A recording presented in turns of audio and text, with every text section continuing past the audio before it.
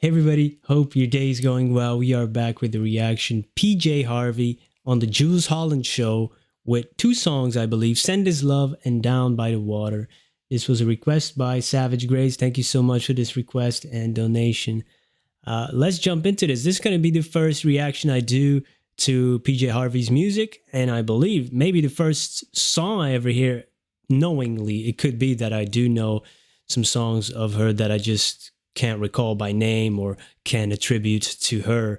That happens from time to time on the channel, so I'm looking forward to it. But I did hear a little bit about the song and the subject, and it does seem to be this is going to be a heavy one, especially Down by the Water, as far as I understood it from the request. So let's jump into this.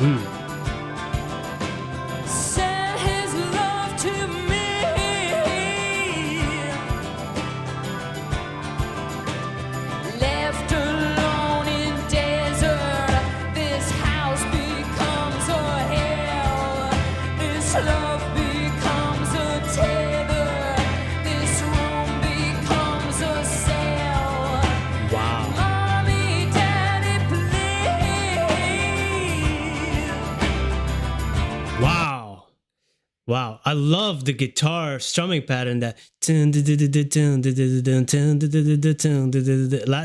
really great through line throughout the whole song. And then her voice, man, there's certain notes she does. Like, I don't know what the technical term is. I need to start watching these vocal analysis so I can learn more about these terms. But first of all, it sounds like the pain in her voice. Like, that's how I, as a writer, would describe it without knowing the technical term. Like when she says, "Send His love to me," and then the voice, it's not cracking or skipping. It's like it transitions to a different register, but really like abruptly a few times. And that is like the pain I feel in that voice, or like a haunting quality to it. I really like that because it's raw, it's real, it's authentic. I love artists when they do that. You know, it sounds not perfect, but it's intentional, and I love that. I love that, like really, really real. And then those lines that hit me were, "This house becomes a hell, this love becomes a tether, and this room becomes a cell." Like, it's something that used to be great, love. It's weird how it could get flipped upside down, and it changes into your hell. This house, it becomes a prison, it becomes a hell. It's a tether, it's the chains that keeping you in there. Oh, that's fire. I love that. Even though it's dark and heartbreaking, it's really powerful lines, and really begging, like, to the world, to the Lord, to Jesus, to your mom and dad, to please send His love, send Him back to me. Wow. Powerful stuff. That's what I meant. Send him back to me. Yeah.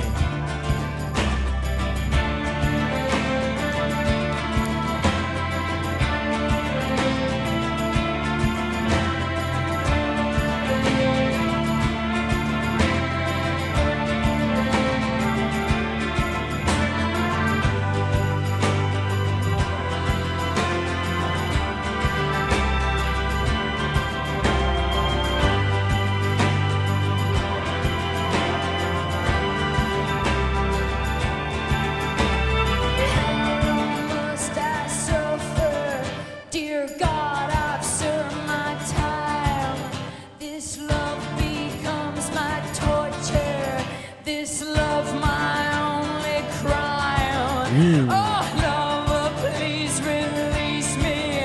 My arms too weak to grip. My eyes too dry for weeping. My lips too dry to kiss. Call in Jesus, please.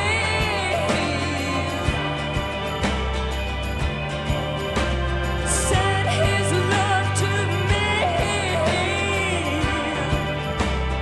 Mm.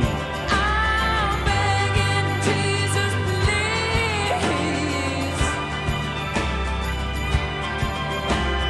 Send his love to me.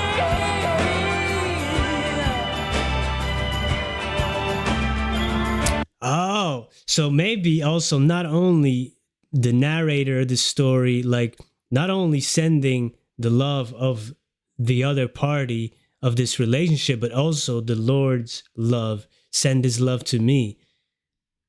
Oh, so maybe that's a double meaning there. Wow. Wow.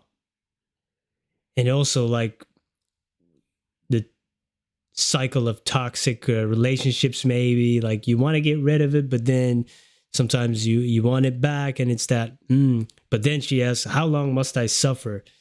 Ooh, very, very visceral lines. Love becomes my torture. Is love my only crime? Yeah, when it starts to feel like that, you definitely need to get out. But she's not being released. My arms are too weak to grip. Ooh, my eyes even too dry for weeping. Can't even cry no more. Whew. That's heavy. That's heavy.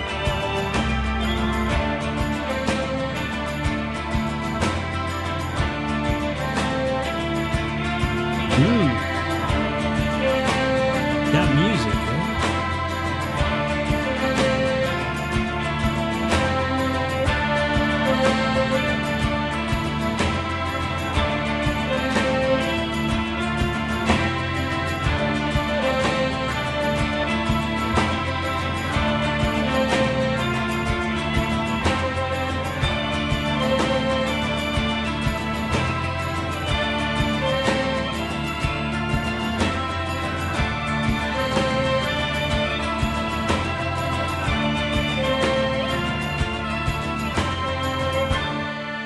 wow.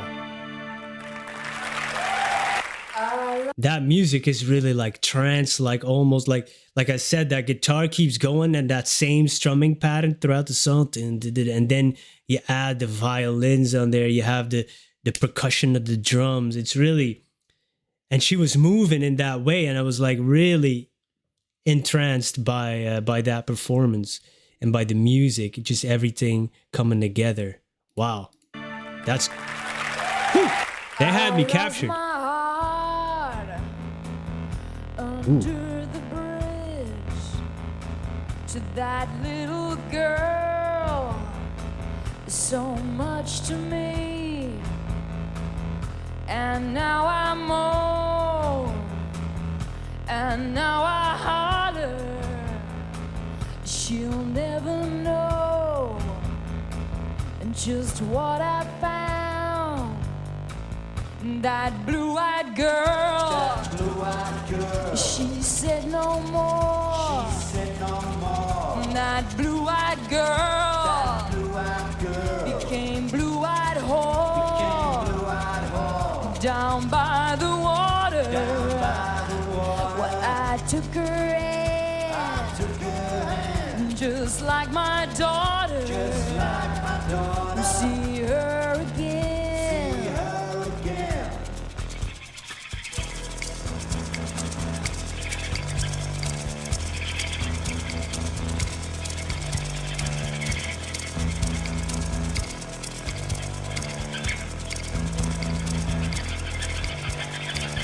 Wow.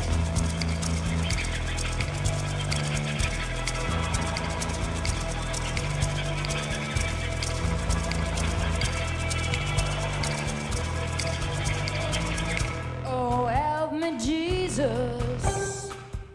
Gone through the storm.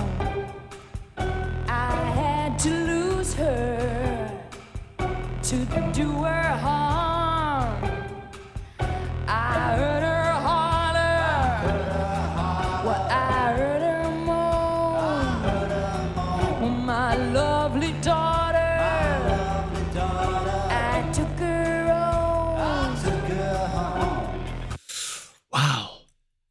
I don't know if I would have known what the story really is about here. Maybe I would have, but I believe it is about a woman drowning her daughter, and I believe that's called filicide, as far as I understand it.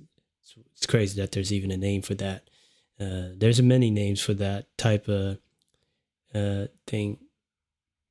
Wow, and I believe, as far as I understood it from the info in the request, it said that some critics or press implied that she had actually done it, that she actually had a daughter and did this. But guys, I am a writer. I write about some horrible things too. That I never did those things. It's fiction. Sometimes we can also make songs about fictional things. Sometimes songs are about real life situations, heartbreak, or parents or children that we love, or whatever it may be.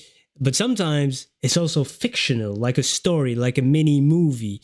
And it doesn't always have to be real, and sometimes it's about hard topics in life that actually happen. But it's weird in music. It's like harder for people to make that distinction sometimes. Sometimes if an artist sings about it, they truly believe that's how this person is in real life. And when a writer does it in a book or in a TV show or in a movie, it doesn't somehow connect. Like we can make horror movies and nobody's going to call out the writer, yeah, you did this in real life or something. But in music, that happens more often. I've noticed. It's really weird why that is. Maybe because it's so personal and we hear it firsthand that we can't make that distinction. But I believe in Shutter Island, there's that similar story about, believe, a woman drowning her children, right? I hope. Spoiler alert. Wow. Okay. Whew. But the music here is very different than the first one. Equally captivating and entrancing, but in a different, more dark way. An interesting use of different instruments that I really haven't seen. I'm learning a lot on this channel, guys. I am learning a lot. I heard her holler. Well, I heard her moan. My lovely daughter. I took her home. Wow. Fish swimming in the water. Come back here, man. Give me my daughter. Little fish, big fish swimming in the water.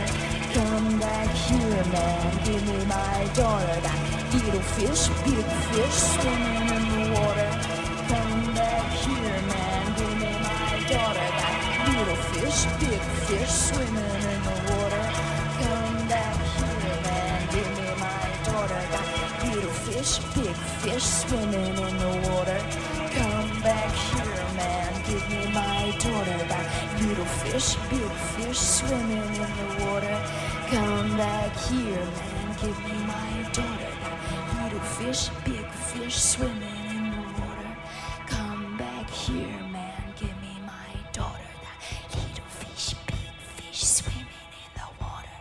Come back here, man. Give me my Ooh.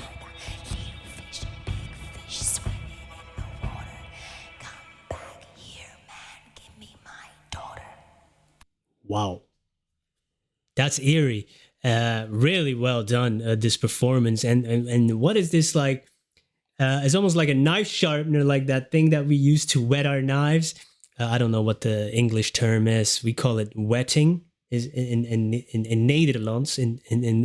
Like it's almost, and that's what he's doing across the strings, and then the violin's really plucking the strings. A different type usage. You can use instruments in all different kinds of creative ways. I love to see that, and it's probably being done all over the place. But for me, this is all new. Like I said, I'm learning so much, and I love when artists are getting all creative with lyrics and getting into as well darker stories and really that shines through in the performance, the way she moves, the way she starts to whisper and stuff. And Yeah, and I believe those last lines are a reference to maybe a children's song or a nursery rhyme or a book or something. I'm not sure what it is, but I think it is a reference to something that already exists.